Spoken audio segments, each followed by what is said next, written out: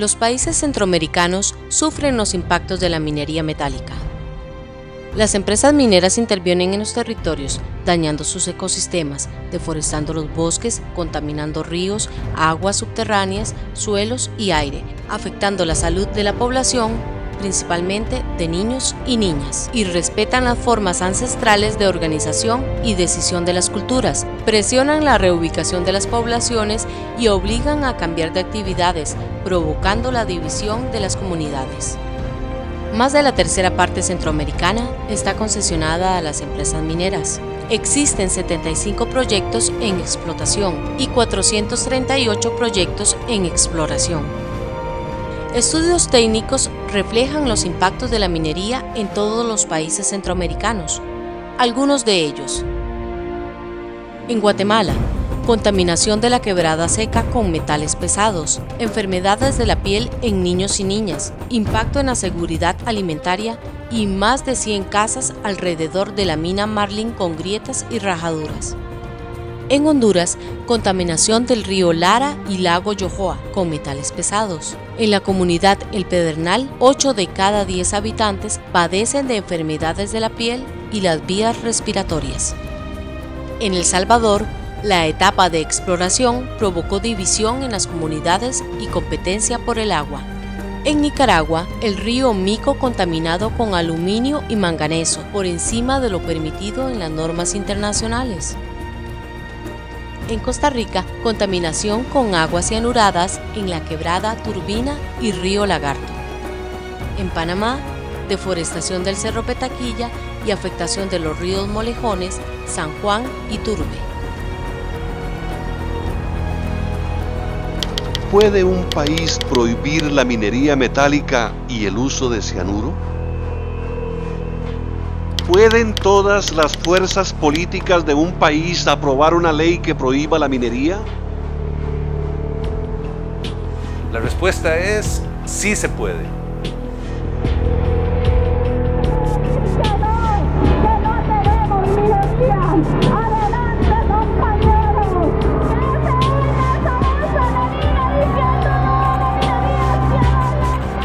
Minería metálica en Costa Rica, prohibida por ley. El triunfo tras la lucha.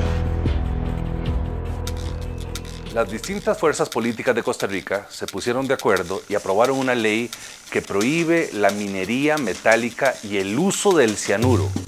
¿Cómo se alcanza este logro?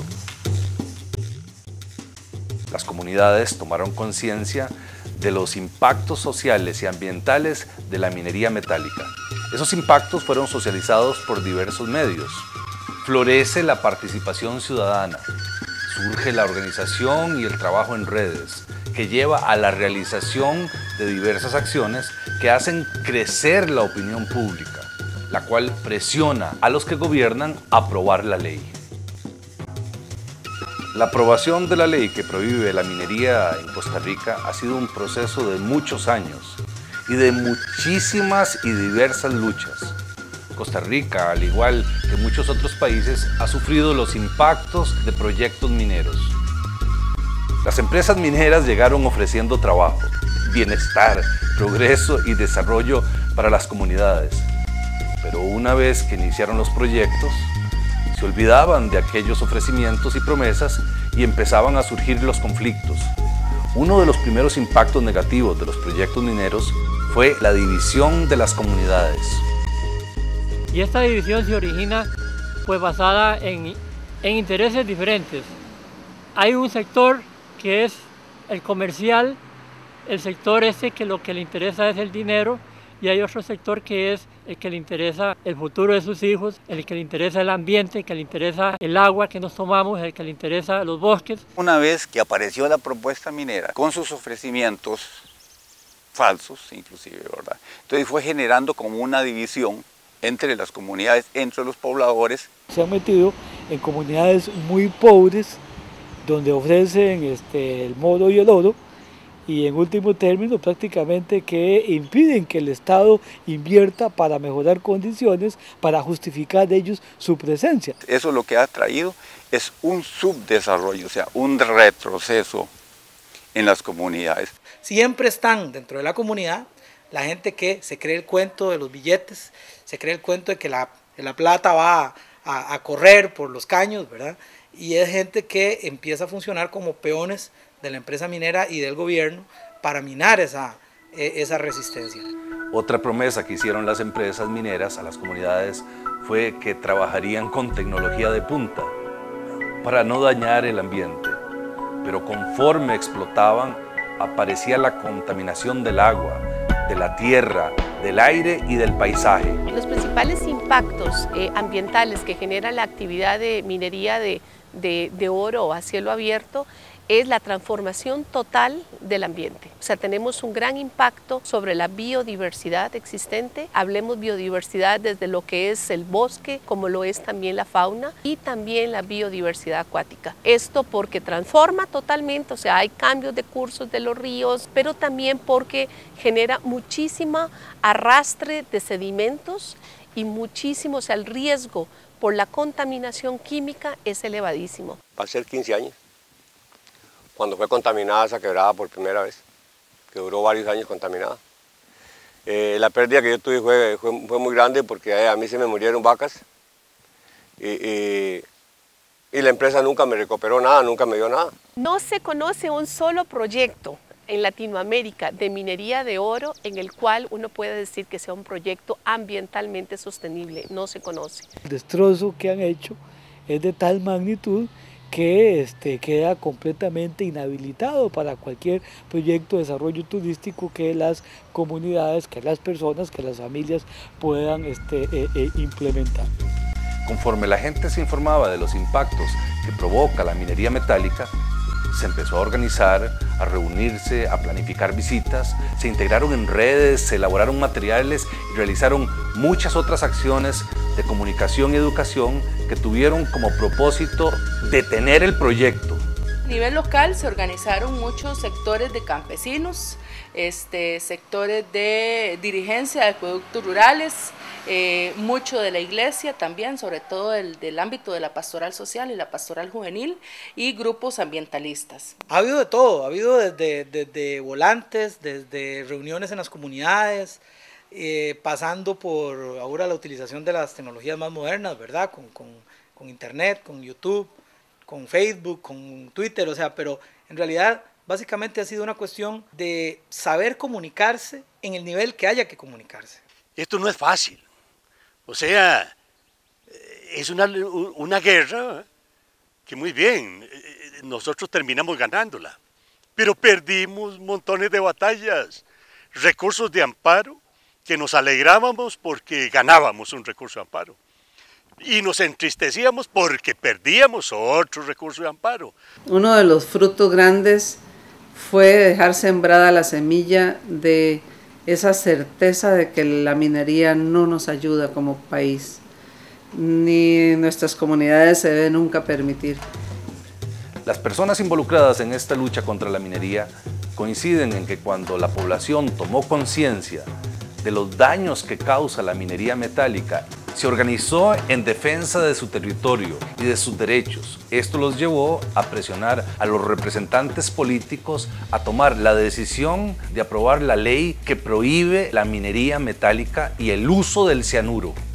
El tema minero se logró colocar en la palestra nacional como un tema electoral, ¿verdad? Y habían indicadores que mostraban un 90% de la población que rechazaba este tipo de explotaciones. Todo esto no hubiera sido posible solo con el cabildeo en la Asamblea Legislativa. Fue gracias a esa sinergia entre lucha en la Asamblea, propuestas inteligentes y movilización popular, lucha de la gente en las calles y en las comunidades, que se logró este gran avance en Costa Rica. Si no hubiera sido por muchas de estas manifestaciones que se realizan a través de caminatas, campamentos y demás, la labor legislativa se nos hubiera dificultado más. Sin duda alguna ha sido un gran aporte el que en este aspecto haya la sociedad interiorizado y manifestado una indignación ética hacia este tipo de acciones. Esta lucha generó un gran levantamiento y al final a los diputados no les quedó más remedio que por unanimidad aceptar la eliminación del cianuro y de la minería ahora a cielo abierto con ese tipo de sustancia. El político que se hubiera atrevido a manifestarse abiertamente a favor de este tipo de actividades, aunque ya en el poder hicieran otra cosa, yo creo que hubiera cargado un costo político muy alto. Ley para declarar a Costa Rica país libre de minería metálica a cielo abierto, que se sirvan ponerse de pie o levantar su mano derecha en caso de impedimento. 49 diputadas y diputados presentes, 49 han votado afirmativamente. En consecuencia, se aprueba en segundo debate este proyecto. La lucha para llegar a prohibir por ley la minería metálica en Costa Rica es la misma que se está dando en muchos países. Compartimos sentimientos y reflexiones que emergen del triunfo tras la lucha, con la esperanza de que enriquezcan los esfuerzos por prohibir la minería metálica. Se sigue demostrando que David puede vencer a Goliat. Se sigue demostrando y se repite en la historia, así que no nos creamos el cuento de que esto no hay nada que hacer.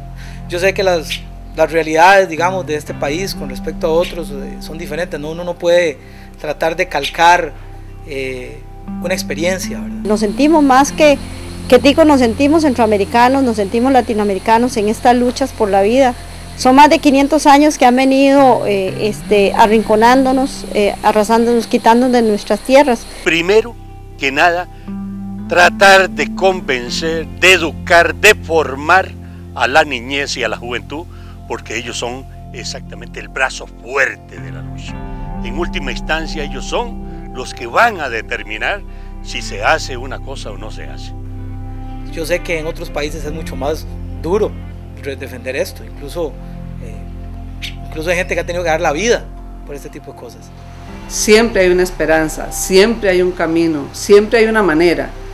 El hecho es conseguir la unidad de los pueblos, conseguir la unidad en las comunidades, conseguir grupos que se organicen. Es presión, es organización, es conciencia. En el caso de Costa Rica es el resultado de muchos años de lucha y de concientización, es decir, ambas cosas van de la mano. Hay que establecer redes, ese es el secreto, establecer redes, tejerlas unos con otros. Si queremos que América Latina verdaderamente dé un salto al desarrollo y que ese salto sea sostenido, debería irse alejando más de la dependencia de exportaciones que tengan que ver con la sobreexplotación de la tierra y la naturaleza y acercarse más a lo que son economías de la innovación. Vimos que Costa Rica, al igual que otros países, sufrió los impactos de los proyectos mineros, división de las comunidades, contaminación del agua, el aire, la tierra y el paisaje. Señalamos que la participación ciudadana, la comunicación, la educación y el trabajo en redes sensibilizaron y aumentaron la conciencia que llevó a realizar diversas acciones para detener los proyectos. Y que las personas concientizadas del problema hicieron crecer la opinión pública que presionó a los que gobiernan a aprobar una ley que prohíbe la minería. Así Costa Rica se convierte en el primer país de América en prohibir la minería metálica. La aprobación de esta ley causó un gran regocijo entre la población. Carajillo mío, que ya va a cumplir 15 años, él corría por todos lados y gritaba contento de ver que ya la minería no se iba a dar. Ha sido el esfuerzo de un trabajo de muchos años y también de mucha gente. Que ya íbamos a poder tomar agua limpia y teníamos un aire puro. Fue una alegría tremenda. Un gran logro de todas las organizaciones, académicos, científicos, ambientalistas, personas de la sociedad civil que durante muchos, pero muchos años se han opuesto a la expansión minera. Es muy difícil, es tal vez indescriptible poder uno decir qué fue lo que se sintió en aquel momento. Me llenó de esperanza, sí, me llenó de esperanza porque dice uno, por fin. Como agarrar el globo terráqueo y darle un abrazo y un beso y decirle, aquí estamos, ya ganamos una.